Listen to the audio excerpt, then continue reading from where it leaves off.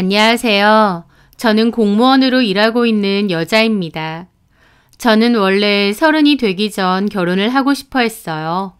요즘은 결혼을 안 하려는 사람도 많다지만 저는 30을 넘기지 않고 꼭 결혼을 하고 싶었죠. 하지만 그때 당시 사귀던 남자친구와 결혼에 대한 가치관 차이로 결국 헤어지고 30이라는 나이를 넘기게 되었습니다. 비록 30에 결혼은 못했지만 이번엔 35 전에는 꼭 결혼을 하겠다는 의지가 있었어요.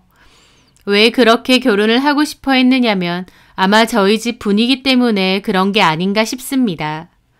저희 집 자체도 좀 보수적인 집이라서 예전부터 결혼은 필수라는 분위기였습니다. 그래서 결혼을 하지 않는다라는 선택지가 없었어요. 저희 부모님도 어렸을 때부터 나중에 결혼하면 이라는 말을 자주 하셨고 저도 당연하고 자연스럽게 좋은 사람 만나 일찍 결혼을 해야겠다 생각을 했습니다. 결혼을 해야만 행복하고 제대로 된 과업을 끝낸 거라는 뿌리 깊은 신념이 있었던 거죠. 저한테는 언니가 둘 있는데 언니는 둘 다 일찍 결혼을 했어요. 언니들도 아이들 낳고 행복하게 잘 살고 있기 때문에 그런 모습을 보면서 더 빨리 결혼을 하고 싶었던 것 같기도 하고요. 하지만 너무 간절하면 잘 안 된다는 말처럼 오히려 결혼까지 성사가 잘 안 되더라고요. 예전에 사귀던 그 남자친구와도 결혼 생각까지 있었고 결혼도 할 줄 알았는데 그 남자는 뒤늦게 준비해보고 싶은 공부가 있었다면서 더 늦기 전에 결혼보다는 그 공부를 하겠다고 했습니다. 그래서 결혼은 예정 없이 미뤄졌고 결국 저와는 헤어지게 되었죠. 부모님은 막내딸이 30 넘어서 결혼을 못하니 선자리도 많이 알아봐 주셨어요. 저희 언니들도 그랬고요. 그러다가 큰언니의 형부가 남자를 한 명 소개시켜 주었습니다. 학교 후배인데 저랑 정말 잘 어울릴 것 같다며 소개팅 자리를 주선해 준 것이죠.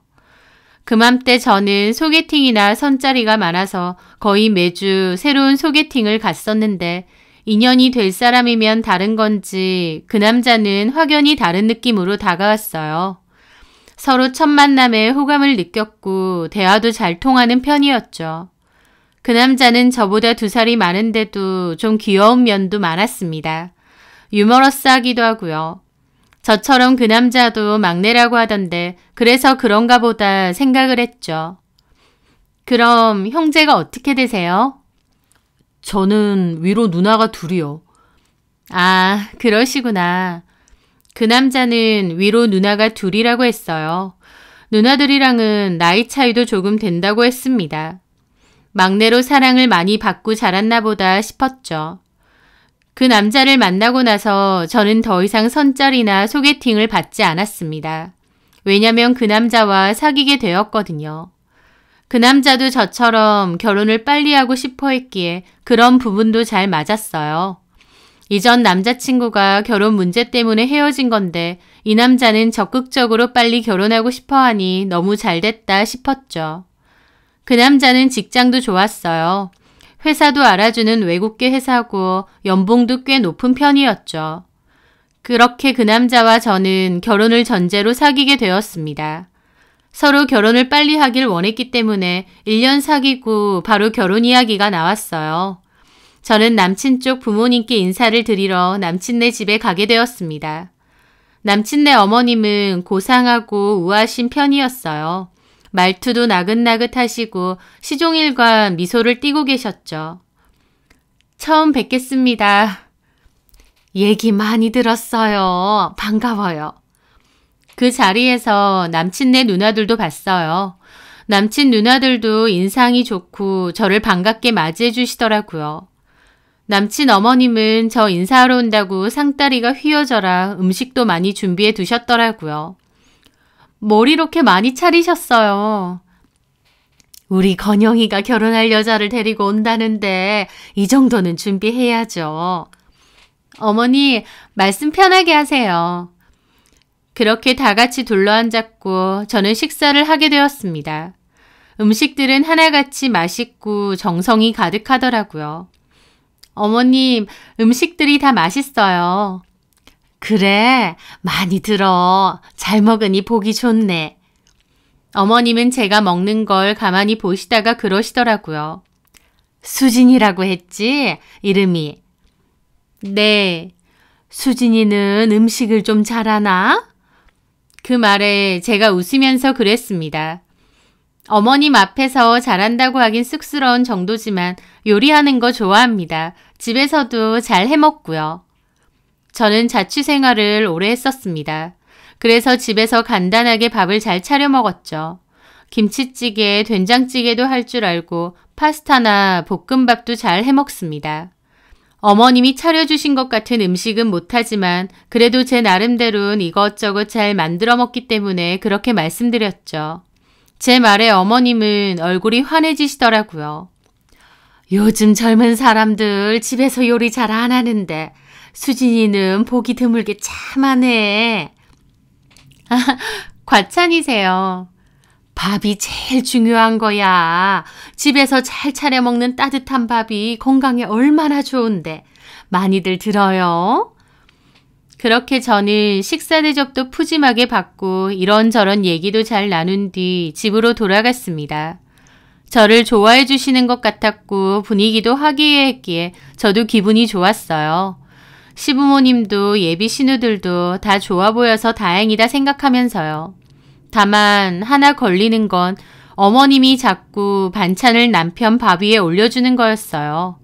생선살 같은 것도 발라서 밥 위에 올려주시고 그 외에 나물이나 고기 반찬 같은 것도 번갈아서 잘 올려주시더라고요. 남친이 그냥 본인 젓가락으로 먹을 때도 많지만 어머님이 밥 위에 뭘 자꾸 올려주실 때도 많았어요. 그러면서 옆에서 이것도 먹어봐라, 야채도 자꾸 먹어야 된다, 미역국에 들깨 넣었는데 건강에 좋으니 국물까지 마셔라 등등 식사하는 내내 옆에서 이렇게 해라 저렇게 해라 말을 많이 하시더라고요. 남친의 누나들도 있었지만 누나들은 알아서 먹는데 남친에게만 그렇게 하셨어요.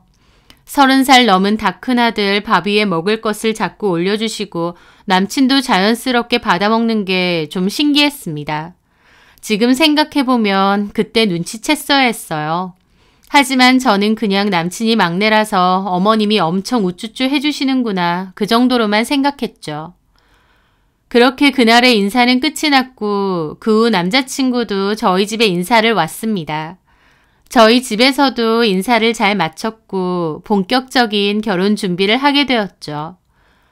신혼집은 예비 시부모님이 해주시기로 했습니다. 남친 앞으로 집을 하나 사주신 거죠. 대출도 없이 집을 해주신 거라 너무 감사하더라고요. 저는 안에 들어갈 혼수를 넣기로 했습니다. 그런데 혼수를 어머님이 같이 보러 가자고 하시는 겁니다. 원래는 친정엄마랑 가려고 했는데 어머님이 자기랑 가자고 하시더라고요. 그래서 어쩔 수 없이 어머님과 가전, 가구 제품을 보러 갔습니다. 어머님은 저보다 더 적극적으로 가구들을 살피셨어요. 소파 고를 땐 앉아보고 심지어 누워보기까지 하시더라고요.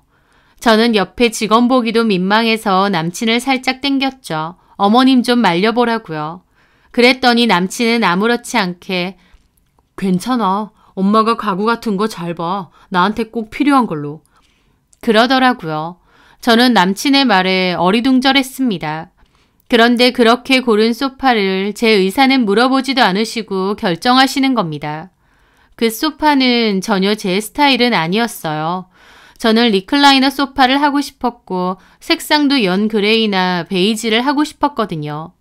그런데 어머님이 고르신 건 짙은 남색인데다 길쭉한 카우치 형태의 소파였죠. 이걸로 하자. 이걸로 할게요. 언제 배송되죠? 그래서 제가 다급히 어머님을 잡았습니다. 어머님 잠시만요. 이걸로요? 왜? 저는 이런 형태보다 그냥 리클라이너로 하고 싶거든요. 이건 자리 차지도 너무 많이 하고. 제 말에 어머님 표정이 살짝 굳으시더라고요. 리클라이너로 한다고? 네. 그건 일일이 버튼 눌러서 펴야 되잖아. 불편하지. 하지만 저는 남친을 쳐다봤습니다. 남친은 딴청 피우고 다른 데를 보고 있더라고요. 그거 예전에 나도 써봤는데 은근 불편해. 우리 건영이가 덩치가 좀 큰 편이잖아. 그 리클라이너로 되어 있는 건 영 다리 받침대 부분이 불안하더라. 소파가 앞으로 확 기울어질 것 같기도 하고 라고 하시더라고요.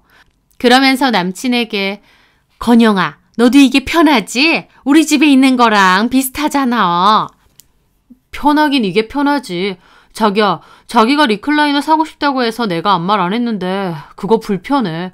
내 주변에 리클라이너로 산 사람들 다 후회하더라. 이런 소파가 좁으면 편해. 눕기도 좋고. 라는 겁니다. 어머님도 당연하다는 듯 이걸로 하라고 하시고 남친까지 그러니 거기다 대고 싫다고 못하겠더라고요. 저는 결국 알겠다고 했습니다. 그리고 침대를 보러 갔어요. 역시나 어머님이 일일이 하나하나 다 누워보고 옆으로 기대보고 오죽하면 옆에서 안내해주던 직원이 어머님께서 혼수에 진심이신 것 같아요. 라고 농담을 할 정도였죠. 저는 그 말에 멋쩍게 웃었는데 정작 어머님은 웃음기 하나 없는 얼굴로 침대를 일일이 체크하시더라고요. 남친이 키도 크고 덩치도 있는 편이다 보니 길이는 적당한지 매트리스는 편하고 잘 잡아주는지 엄청 꼼꼼하게 보시는 겁니다. 그렇게 또 마음대로 침대를 선택하셨죠. 가구만 그런가요? 가전제품도 본인이 일일이 따지고 어머님이 하라시는 대로 선택할 수밖에 없었습니다. 색이나 취향이 제가 생각했던 게 아닌데 어머님이 너무 확고하고 단호하시다 보니 아니라고 말을 못하겠는 거예요. 그렇게 어머님이 다 정하셨는데 저는 진까지 빠지더라고요.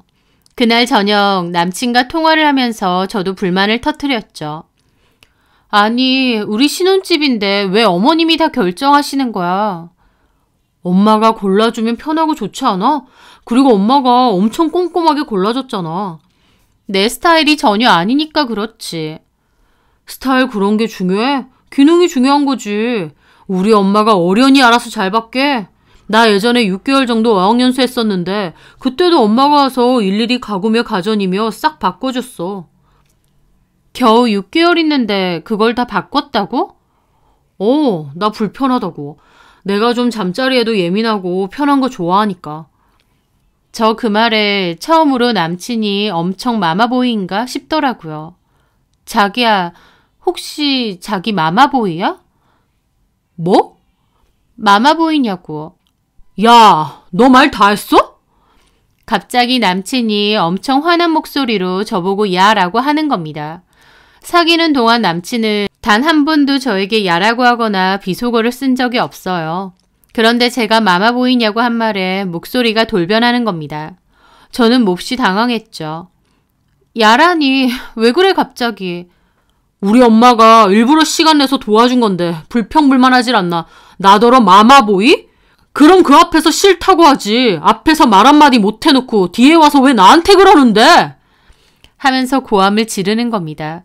처음 겪는 남친의 행동에 저도 너무 놀랐죠. 저는 왜 소리를 지르냐고 했고 남친은 본인이 더 열을 내더니 전화까지 확 끊어버렸어요. 저도 너무 황당했죠. 내가 뭐라고 했다고 저렇게까지 난리치나 싶기도 하고요. 처음엔 저도 화가 났었는데 그 뒤로 이틀이고 3일이고 연락이 없는 거예요. 남친도 뭔가 단단히 화가 난 듯 했죠.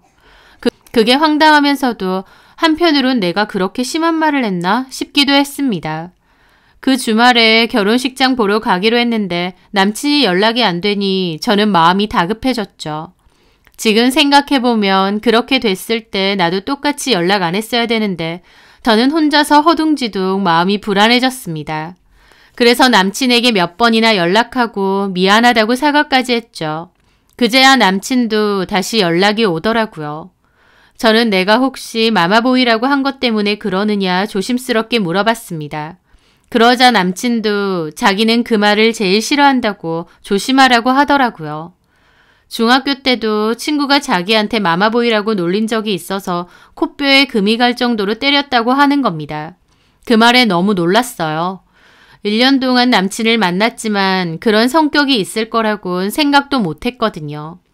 결혼 전에 그렇게 많은 힌트가 있었고 그제라도 결혼에 대해 다시 생각했어야 하는데 도대체 뭐에 씌인 건지 아니면 결혼을 하고 싶다는 그 의지가 너무 컸던 건지 저는 남친에게서 이상한 점을 봤지만 그래도 결국 결혼까지 하게 되었습니다.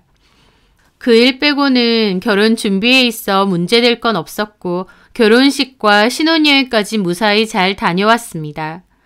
그런데 신혼생활이 시작되고 얼마 뒤 어머님이 연락이 와서 신혼집 비밀번호를 알려달라고 하시더라고요. 비밀번호를요? 그래, 너네 둘 다 일한다고 바쁜데 내가 집에 가서 살림도 봐주고 그럴게. 그냥 비번만 알려줘. 괜찮아요, 어머님. 저희 알아서 할게요. 살림 안 도와주셔도 돼요. 내가 성에 안 차서 그래. 그냥 비번만 알려줘. 너네 일하러 갔을 때만 잠깐 가서 집안일 좀 해줄게. 자주도 안 가. 결국 저는 어쩔 수 없이 비번을 알려드리게 되었습니다. 남편에게도 말했지만 남편은 엄마가 집에 와서 살림해주면 좋은 거 아니냐고 또 그러는 겁니다. 이건 아니다 싶으면서도 적극적으로 말은 못하겠더라고요. 그렇게 낮에 저희 집에 어머님이 왔다 가시면 집안 정리를 해주고 가셨어요. 하지만 그와 동시에 저한테는 잔소리 폭격을 하셨죠. 침구랑 이불 얼마 만에 한 번씩 세탁하니? 네? 2, 3주 정도. 그러면 안 돼. 일주일에 한 번은 해야지. 우리 건영이는 비염 알레르기가 있기 때문에 이불 세탁을 자주 해줘야 돼. 저번에 보니까 또 콧물 훌쩍이던데. 내가 냉장고에 건영이 먹는 비염 한약 넣어놨어. 그거 식사하고 나서 30분 뒤에 데워서 꼭 줘라. 환절기에는 그거 먹어야 애가 콧물을 덜 흘려. 그러시는 겁니다. 저 너무 황당했죠. 3살 애도 아니고 그런 것까지 제가 일일이 챙겨줘야 되나요? 어머님은 집 건조해지면 비염 더 심해지니까 가습기도 꼭 틀고 실내 습도를 50%로 맞추라며 하나하나 다 잔소리를 하셨습니다. 한 번씩 저희 집에 오실 때마다 한약이 왜 잘 안 줄어드냐며 잘 안 챙겨 먹이냐고 하시기도 했죠. 게다가 황당한 건 건조기에 돌린 빨래를 꺼내서 남편 옷이며 속옷은 깨끗이 개어 넣어주시는데 제 거는 안 개고 그대로 올려놓으세요. 말은 며느리 거라 함부로 만지기가 그렇다고 하시는데 그냥 아들 것만 정리해 주시는 게 눈에 보였죠. 저는 그냥 제가 할 테니 그런 건 아예 안 하셔도 된다고 하는데도 꼭 빨래를 개서 딱 남편 것만 정리를 해주시더라고요. 저는 어머님이 수시로 와서 집안일 하시고 그걸로 저한테 잔소리를 퍼부으시니 스트레스가 너무 심했습니다. 남편에게도 여러 번 말했죠. 어머님 그만 좀 오셨으면 좋겠다고 말씀 좀 드리라고요. 하지만 남편은 제 말을 이해를 못하더라고요. 우리 회사 갔을 때 엄마가 오는 거잖아. 근데 뭐가 불편해서. 집안일 해주시면 좋은 거 아니야? 애가 있는 것도 아니고 우리 2사람 사는데 솔직히 집안일 그렇게 할 게 뭐 있어. 별로 어지를 일도 없는데. 그냥 어머님이 오셔서 우리 어떻게 사는지 감시하시는 것 같단 말이야. 무슨 말을 그렇게 해. 감시라니. 자기 요새 뭐 먹는지, 보약은 잘 먹고 있는지, 영양제는 잘 먹고 있는지 그런 거 일일이 체크하고 나한테 따지시는데 그게 감시가 아니야? 그리고 그런 건 자기가 알아서 좀 챙겨 먹어. 어머님이 자꾸 나한테 뭐라고 하시잖아. 제가 뭐라고 하자 남편은 표정이 몹시 안 좋아지더라고요. 그러니까 엄마한테 오지 말라고 하라 이거지? 자기가 좀 잘 말씀드려. 이제 우리 결혼했는데 이제 우리가 알아서 하는 게. 그런데 남편은 제 말을 자르고 바로 어머님에게 전화를 했습니다. 엄마는 안 돼요. 수진이가 엄마 오는 거 불편하다고 하니까 앞으로는 오지 마세요. 아셨죠? 하고 전화 끊어버리는 겁니다. 저 그 모습에 기가 막혀 입이 떡 벌어졌죠. 지금 뭐 하는 거야? 말해달라며. 네가 원하는 대로 해줬잖아. 그러면서 저를 노려보더니 자리를 뜨는 겁니다. 남편은 그맘때 자기 마음에 안 들면 어린애가 투정 부리듯이 행동을 잘했어요. 어른스럽고 성숙하게 문제 해결이나 조율을 하는 게 아니라 자기 기분 나쁘다고 틱틱거리며 유치하게 행동하는 거였죠. 1년 사귀는 동안에는 저렇지 않았습니다. 어쩌면 제가 남친을 좋아해서 흐린 눈을 했는지는 모르지만 그때는 그냥 성격 좋고 귀염성 있고 저한테도 잘하는 그런 남자였거든요. 그런데 막상 결혼해보니 자기 기분 좋을 땐 저한테 실실거리고 기분 나쁘면 바로 꼬장부터 부리는 시기였죠. 남편의 그 전화 때문에 어머님 바로 저한테 전화해서 따지시더라고요. 방금 건영이 전화 뭐야? 네가 그렇게 진짜 말했어? 그래서 저도 말 나온 김에 말하자 싶었습니다. 어머님, 솔직히 자꾸 오시는 거 제 입장에선 좀 불편한 것도 있습니다. 결혼했으니 저희가 알아서 하면 되는데. 알아서 못하잖아. 내가 가보니까 청소도 잘 안 하는지 선반에는 먼지 쌓여있고 냉장고도 너 집에서 요리 잘 안 하니? 냉장고에 식재료도 제대로 없던데. 요즘 좀 바빠서 대신 어머님이 반찬 주신 거 있어서 그거랑 같이 먹고 있어요. 밑반찬 몇 개로 대충 때운단 말이야? 고기 반찬이나 생선도 없이? 이런 식으로 하면서 뭘 알아서 한다는 거야? 그러면서 남편한테는 어머님이 불편하니 어쩌니 이간질을 해? 너 그런 건 어디서 배워먹었니? 저 진짜 미치고 팔짝 뛰겠더라고요. 남편은 이 분란을 만들어 놓고 솔랑 소파에 들어 누워 폰 만지고 있고 제가 왜 이렇게 욕을 먹어야 되나 기가 막혔습니다. 제가 집에 있는 사람도 아니고 똑같이 나가서 일하고 돈 벌어오는데 집안일은 다 제 차지고 남편은 아예 하는 것도 없었어요. 그런데도 어머님은 저를 무슨 남편 돌봐주는 보모 정도로 취급하시더라고요. 저도 지지 않고 저희가 알아서 할 문제라고 다시 말씀드렸어요. 그러자 어머님은 화가 나서 그럼 한 달에 한 번만 가겠다. 근데 한 번 갔을 때 제대로 안 되어 있으면 그때 어디 두고 보자는 소리까지 하시고 전화를 끊었습니다. 도대체 뭘 두고 보자는 건지도 모르겠고 너무 기분이 나쁘더라고요. 저는 화가 나서 드러 누워 있는 남편에게 갔어요. 이 분란 만들어 놓고 편하게 누워 있느냐고 따지니 남편도 왜 나한테 그러냐고 더 큰 소리로 따지더라고요. 그날 남편과 큰 소리로 싸웠고 남편은 화가 난다고 리모컨을 벽으로 집어 던졌습니다. 벽에도 찍힌 자국 그대로 있었고 리모컨도 부서졌죠. 너무 폭력적인 모습이라 저도 몸이 확 얼어붙었어요. 남편은 저를 살기등등하게 노려보더니 자기 건들지 말라며 자리를 떠났죠. 저는 그 상황이 너무 충격이라 한동안 얼어붙어 있었습니다. 결혼에 대한 깊은 후회가 찾아왔죠. 남편이 이렇게 마마보이 기질의 폭력적인 성향까지 있으리라고는 생각 못했고 시어머니도 저렇게 아들한테 집착하면서 저를 들들 볶을 줄 몰랐어요.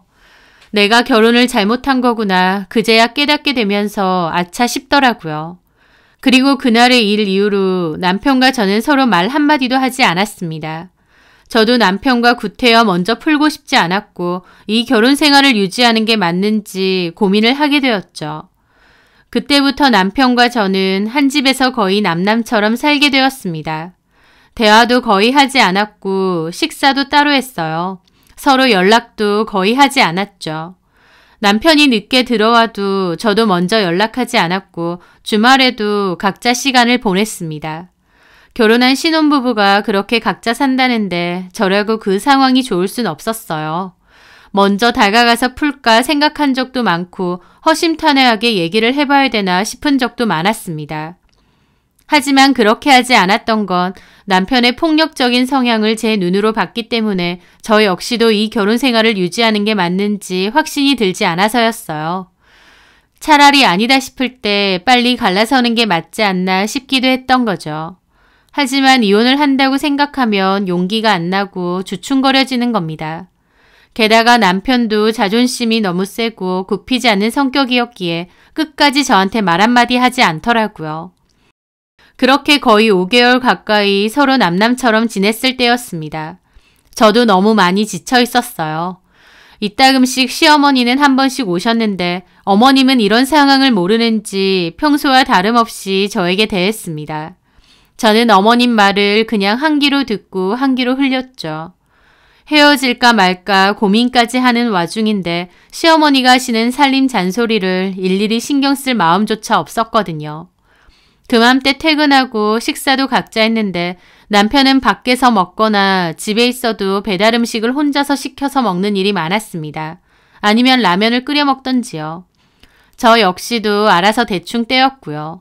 같이 살아도 같이 사는 것 같지도 않은 나날들이었죠. 그런데 어느 날 남편이 술에 취해 인사불성이 돼서 동료에게 엎이다시피 온 겁니다. 남편은 자기 혼자 잘 걷지도 못할 정도였고 그 동료가 침대에 남편을 눕혀두었죠. 이렇게까지 술을 많이 먹은 건 처음 봐서 저도 몹시 놀랐습니다. 죄송합니다. 이 늦은 밤에. 데리고 오신다고 고생했어요. 근데 무슨 술을 이렇게 많이...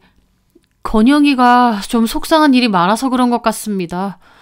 속상한 일이요? 회사에 무슨 일이 있어요? 그런데 제 말에 동료가 좀 놀란 얼굴이더라고요. 회사라뇨? 네?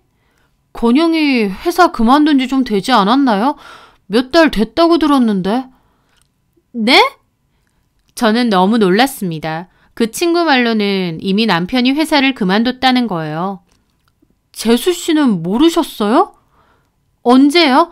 아니 도대체 왜요? 요즘도 출근한다고 매일 나갔는데. 건영이 회사 안 나가고 주식하는 형님 사무실 간 지 꽤 됐는데. 네?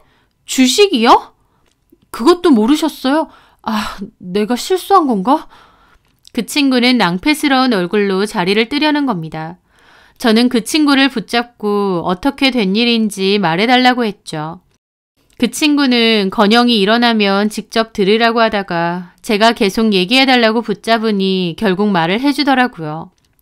실은요, 건영이랑 친하게 지내는 형이 있는데요. 그 형님이 해외 주식으로 몇십억을 번 사람이거든요. 건영이가 그 형님을 엄청 좋아하고 잘 따랐죠. 그런데요? 건영이도 연봉 나쁘지는 않지만 그 형 버는 거에 비하면 세 발의 피니까 건영이도 주식에 관심을 가지더라고요. 그러다가 그 형이 자기 사무실로 그냥 출근하라고 그랬대요. 건영이 말고 한 명 더 있고 그 형이 주식 노하우도 알려주고 뭐 그런다고. 대신 그 사무실에 아무나 들어가는 건 아니라서 그 형한테 차 한 대 사줬다고 하더라고요. 외제차로. 아마 퇴직금으로 사줬을 거예요. 그리고 건영이가 회사 그만두고 그 형네 사무실로 출근한다고 했거든요. 근데 그게 생각보다 잘 안 됐나 봐요. 그 형이 대박 조짐 있는 주식이 있다고 해서 건영이가 주변에 돈도 많이 빌려다 쓰고 직장을 제대로 안 다니니까 제대로 된 대출이 안 나와서 사금융도 끌었었다는데 결과적으로는 그 주식이 완전 폭망했다고. 사금융이요? 그리고 폭망했다고요? 예, 그 형이 크게 넣어야 크게 잘 된다고 그랬대요. 그래서 좀 무리하게 투자를 했나 본데 그게 완전 폭망이라. 그래서 속상해서 술을 미친 듯이 마시더라고요. 자기는 이제 망했다고 빚쟁이들이 곧 찾아올 거라고요. 친구의 이야기를 듣는데 어안이 벙벙했습니다. 같이 살면서도 저는 전혀 몰랐던 일이었어요. 남편이 당연히 회사에 착실하게 다니는 줄 알았습니다. 저희는 생활비를 반반 내는데 그 생활비 통장에도 매달 돈이 똑같이 들어왔기 때문에 의심할 여지가 없었죠. 서로 대화도 전혀 하지 않는 냉전 상태라 까마득히 몰랐는데 제가 모르는 남편의 상황은 어마어마하더라고요. 빌린 돈 액수도 크고 제대로 못 갚으니 빌려준 사람들이 집으로 찾아오네 마네 하고 있다는 겁니다. 그 와중에 남편은 제대로 터지면 그 돈도 갚는다고 아직도 정신 못 차린다고 하고요. 무슨 주식이 도박도 아닌데 혼자서 정신 못 차리고 허울을 쫓고 있는 겁니다. 제가 가만 들어보니 그 형님이란 사람도 영락없는 사기꾼 같은데 남편만 그걸 모르는 것 같았죠. 기가 막히기도 하고 아무리 냉전 상태라고 해도 같이 사는 저한테 아무 말도 하지 않았다는 게 어처구니가 없었습니다. 이 사람한테 나는 뭐길래 어떻게 한마디 말도 안 하고 이런 엄청난 짓을 저지르나 싶기도 하고요. 친구는 그렇게 나갔고 그날 저는 잠 한숨 못 자고 멍하게 있었습니다. 남편은 침대에서 코까지 골며 자는데 저는 복잡한 심경에 잠이 올 리가 없었죠. 그렇게 다음날 저는 남편에게 따져 물었습니다. 남편은 제가 앞에서 열을 내든 말든 무시하더라고요. 사람 말 무시해? 회사 그만두고 주식인가 뭔가 한다면서 어떻게 말 한마디 안 해? 내가 알아서 할 거니까 신경 꺼. 언제부터 신경 썼다고. 돈도 다 날렸다며. 빚까지 졌다며. 근데 그걸 알아서 한다고? 그래서 네가 갚아줄 것도 아니잖아. 하면서 저한테 버럭버럭 소리를 지르는 겁니다. 그 모습에 저도 참담한 기분을 느꼈죠. 우리 왜 이렇게 됐어? 이게 부부야? 계속 이렇게 살고 싶어? 너 때문에 이렇게 됐잖아. 네가 우리 엄마 오지 말라 그러고 네 마음대로 하려다가. 그게 다 나 때문이라고? 그래. 그리고 시끄러우니까 옆에서 그만 떽떽거려. 땡땡? 지금 말 다 했어? 그러자 남편은 짜증을 확 내더니 화장대 위에 있던 스킨병을 또 벽으로 집어 던진 겁니다. 아, 시끄러워. 가뜩이나 머리 아파 죽겠는데. 이게 다 너 때문이야. 너랑 결혼하고 되는 일이 없다고. 하는 겁니다. 저를 속인 주제에 눈이 희번뜩해서 또 물건을 집어던지는데 저도 더 이상은 못 해먹겠더라고요. 저는 이혼하자고 했고 남편은 내가 이 모양 이 꼴 되니까 이혼하자고 한다면서 또 거품 물고 난리치더라고요. 저는 그런 남편에게 질려 집을 뛰쳐나왔습니다. 그렇게 그날 밖에서 배회하며 많은 생각을 했어요. 이미 남편과의 사이는 벌어질 대로 벌어져 있었고 저도 그렇지만 남편도 이 관계를 회복시키려 하는 노력이 전혀 없었어요. 저 속이고 회사 마음대로 그만둔 것도 모자라 주식 사무실에 출근하고 거기다가 감당도 못할 어마어마한 빚까지 졌으면서 도리어 큰 소리치고 물건까지 집어 던지는데 나중엔 저한테 손찌검하지 않으리란 법이 없더라고요. 이건 아니다. 그냥 나라도 이 말도 안 되는 집에서 탈출하자 결심했습니다. 이 결혼 생활을 더 유지해야 될 이유가 하나도 없었죠. 다시 집으로 들어가니 남편은 집에 없었어요. 저는 제 짐 챙겨서 친정으로 갔습니다. 친정 부모님도 무슨 이혼이냐고 뭐라고 하셨지만 빚지고 물건 집어던지고 전후 사정 다 얘기하니 아무 말 안 하셨어요. 저는 남편에게 이혼 통보를 했고 협의 이혼하자고 했습니다. 남편은 무시했고 저는 이혼 소송이라도 걸겠다고 했죠. 남편은 누구 좋으라고 이혼해주냐며 이혼 못해준다고 했고 저는 소송을 위해 변호사 상담을 받았습니다. 그런데 그 와중에 남편이 제 연락처를 빚쟁이들에게 넘긴 건지 뭔지 빚쟁이들이 저한테까지 문자를 보낸 거예요. 저는 곧 이혼할 거니 나한테 이러지 말라고 경찰에 신고할 거라고 했는데 신고하면 니네 남편 가만 안 둔답니다. 이혼할 건데 나보고 어쩌라는 건가 싶더라고요. 이혼 때문에도 골머리가 아픈데 빚쟁이들까지 닥달을 하니 미칠 지경이었죠. 그런데 가뜩이나 미칠 지경인 저를 더 미치게 하는 사람이 있었습니다. 바로 어머님이었죠. 회사에서 일하고 있는데 어머님에게서 전화가 와서 회사 끝나는 대로 바로 집으로 오라고 화를 내시는 겁니다. 제가 집 나간 지가 언젠데 남편은 그런 것도 자기 엄마한테 말 안 했나 보더라고요. 저도 가서 단판을 짓겠다 생각하며 간다고 했습니다. 그렇게 신혼집에 들어갔는데 가자마자 어머님이 제 앞으로 배달용기 스티로폼을 집어 던지시는 거예요. 지금 뭐 하시는 거예요? 네 눈으로 직접 봐라. 내 아들이 이런 거나 먹고 살아? 기가 막혔죠. 그나마 제가 있을 때는 제가 재활용품이나 쓰레기를 부지런히 치워서 없앴는데 제가 집 나가고 나서는 남편 혼자 지내면서 배달 음식을 엄청 시켜 먹고 제대로 치우지도 않고 쌓아둔 모양이었습니다. 어머님은 내 귀한 아들한테 이딴 음식들을 주느냐고 거품 물고 날뛰시는 겁니다. 집에서 밥 잘해 먹는다, 요리 잘한다 해서 그거 믿고 결혼시켰더니 애한테 이딴 거나 먹이고 있었어! 먹이긴 누가 먹여요? 어머님 아들이 찾아서 먹은 거지. 어머님, 제가 무슨 어머님 아들 뒤치다꺼리 해주는 사람이에요? 다 큰아들이 지가 먹고 싶어서 사 먹은 건데 그걸 왜 저한테 그러시냐고요? 이거 말하는 것 봐. 네가 제대로 밥도 안 차려주고 하니까 애가 이런 거나 시켜 먹는 거 아니야. 우리 건영이 이런 거 안 먹어. 어머님 아들 배달 음식 아주 좋아합니다. 그리고 무슨 3, 4살 애예요? 저한테 왜 그러시냐고요. 어머님 아들한테 직접 말하세요. 어머님 아들? 저 말하는 것 봐라. 너는 남편을 그따위로 부르니? 내 이럴 줄 알았어. 이따위로 살림하면서 오지 말라고. 알아서 한다고. 내가 이럴 줄 알았으면 너랑 결혼 안 시켰지. 집까지 사주고 결혼시켰더니 너 헛소리 할 거면 그냥 이 집에서 나가. 나가라고요? 어머님 아들 밥 좀 안 차려줬다고 저한테 나가라고요? 그래, 네 역할도 똑바로 못하면 집에서 나가야지. 하면서 저를 쥐잡듯이 잡더라고요. 기가 막혀서 오히려 웃음이 나왔죠. 이게 무슨 코미디인가 싶었습니다. 예, 감사합니다. 저 이 집에서 나갈게요. 원래도 영영 나가려고 했는데 참 잘 됐네요. 이건영한테 얘기 못 들으셨나 본데 저 어차피 어머님 아들하고 이혼하려고 준비 중입니다. 이혼? 왜? 왜 놀라세요? 좀 전까지 저보고 나가라면서요. 어머님이 이런 식으로 나오는데 제가 이걸 참고 꾸역꾸역 계속 살 거라고 생각하셨나요? 그리고 어머님 아들 사고를 쳐도 단단히 크게 쳤어요. 그건 알고 이러시는 거예요? 너 뭔 소리 해? 내 아들이 뭔 사고를 쳤는데? 아들한테 직접 들으세요. 어쨌든 저는 어머님 원하시는 대로 이 집에서 나갈 겁니다. 내 아들이 뭔 사고를 쳤냐고! 그렇게 언성이 높아졌는데 남편도 마침 집에 들어오는 겁니다. 예, 건영아, 수진이 제가 네가 사고 쳤다는데 뭔 소리 하는 거야? 그 말에 남편 짜증나는 표정으로 그냥 들어가려고 하더라고요. 너 뭔 사고 쳤는데?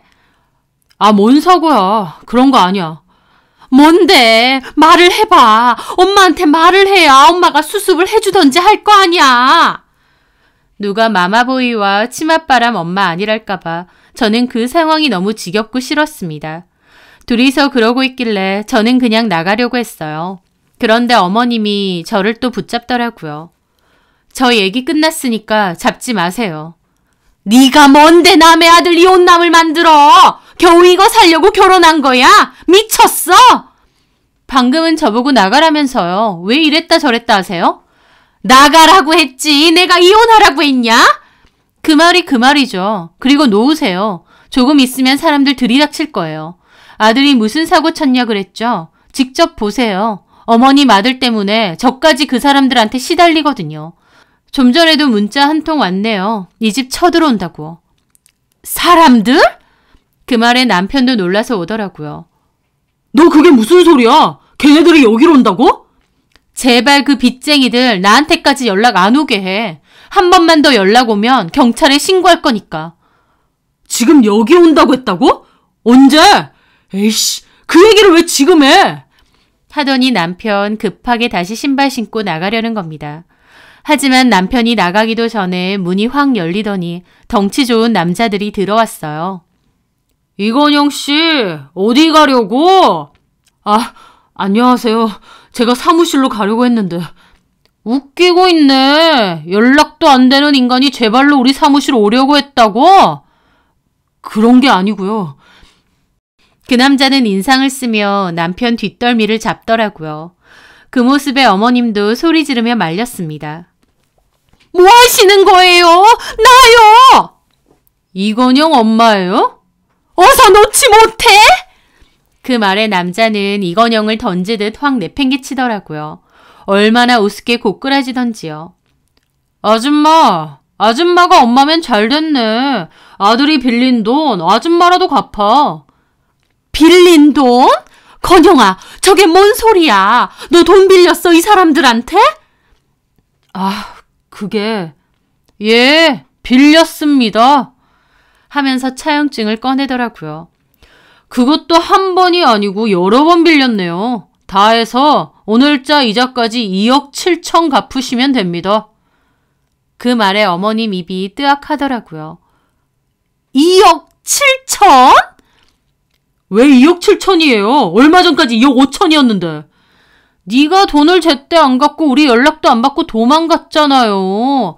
어디 이 자리에서 더 올려줘? 그 말에 남편도 어쩔 줄 몰라 하더라고요. 저는 옆에서 보면서 저게 말로만 듣던 사채구나 싶었죠. 어머님, 곱게 키운 아들 험한 꼴 보기 싫으면 좋은 말 할 때 돈 갚으세요.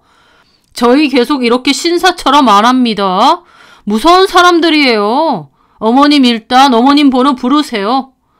그러면서 그 남자는 협박으로 어머님 연락처까지 알아내고는 이번 주까지 갚으라며 으름장을 놓고 나갔습니다. 그 남자들이 나가고 어머님이 망연자실해서 물으시더라고요. 저게 뭔 소리야? 네가 왜 돈을 빌려 저런 인간들한테? 너 뭐 했는데? 주시겠대요. 옆에 있는 제가 대신해서 말했습니다. 뭐? 주식한다고 그 돈 다 날렸다고요. 회사도 그만뒀대요. 저는 알지도 못했는데 마음대로 회사 그만두고 주식했답니다. 제가 왜 이혼하려는지 이제 아시겠죠? 그 말에 어머님 갑자기 넋이 나가더라고요. 저는 남편에게 이혼 소장 보낼 거니까 그런 줄 알라고, 그리고 한 번만 더 저 사람들이 나한테 연락 오게 하면 뒤도 안 보고 신고할 거라고 말하고 나가려 했습니다. 그런데 어머님이 갑자기 눈이 돌아서는 남편의 뺨을 내리치시는 거예요. 그리고 개 패듯이 때리기 시작했습니다. 저도 갑작스런 어머님 행동에 너무 놀라서 얼어붙었죠. 너 미쳤냐? 너네 아버지가 주식으로 퇴직금 날린 거 알면서 너도 주식을 했다고? 게다가 사채까지 쓰고? 네가 제정신이야? 그 고상하던 어머님이 거의 미친 개처럼 눈이 돌아서 남편 뺨이고 머리통이고 있는 대로 후려 갈기시는 겁니다. 남편은 쳐 맞으면서도 그만하라고 난리치고 어머님은 악을 지르며 남편 붙잡고 끝까지 때리셨죠. 알고 보니 아버님도 주식으로 회사 퇴직금을 통째로 날린 적이 있다고 합니다. 그래서 어머님이 주식이라면 치떨려 하면서 주식은 절대 안 된다고 귀에 딱지가 않도록 말했다는데 결국 아들까지 회사 그만두고 주식하고 거기에 사채빚까지 생겼다 하니 어머님도 눈이 돌아간 거였죠. 어머님은 정말 남편을 미친 듯이 때리다가 자리에 주저앉아 펑펑 우셨습니다. 남편은 한참 처맞다가 갑자기 무릎 꿇고 자기 좀 도와달라, 돈 좀 갚아달라 그러고 있고요. 그 답도 안 나오는 모습에 저는 고개를 가로저으며 집을 나왔습니다. 그 뒤로 이혼소송 진행하려 했는데 남편 쪽에서 소송까지 갈 것 없이 협의이혼하겠다고 해서 서로 협의호에 이혼 도장 찍었어요. 집은 남편 거라서 안에 있는 가전제품과 가구는 제가 다 들고 나왔고 중고매장에 팔았습니다. 살 때는 나름 비싸게 주고 샀는데 팔 때는 참 가치가 없더라고요. 그게 마치 저의 결혼 생활처럼 보여서 얼마나 씁쓸하던지요. 참고로 저희 신혼집은 금매로 팔아서 남편 빚 갚는 데 썼다고 합니다. 좋은 것만 먹이고 입힌다고 그렇게 다 큰 아들을 오냐오냐 키우셨는데 그 아들이 어머님이 제일 싫어하고 치를 떨어하는 주식으로 집까지 날리고 참 어이없는 결말이다 싶었어요. 이제는 저하고 상관없는 사람들이지만요. 그렇게 저는 이혼을 하고 다시 혼자가 되었습니다. 그렇게 결혼 노래를 불렀는데 제 결혼 생활은 엉망진창 그 자체였어요. 재혼 생각은 당연히 없고 내가 뭐 때문에 결혼을 하고 싶어 했나 싶을 정도죠. 진짜 이 사람이다 싶은 확신이 들어서 결혼한 게 아니라 상황과 시간에 떠밀려 급하게 결정했다 보니 결국 이렇게 된 것 같습니다. 누굴 탓하겠나요? 결국 제 잘못이겠죠. 하지만 한 번의 실패와 엄청난 경험을 했으니 앞으로 2번의 실수는 하지 않으려 합니다. 남들이 한다고 해서 그걸 저도 그대로 따라하는 것이 결코 진짜 행복한 길이 아니라는 것도 뼈저리게 느꼈어요. 인생 공부 제대로 했다고 생각하고 제 앞길만 생각하며 살아가렵니다. 제 사연 들어주셔서 감사합니다.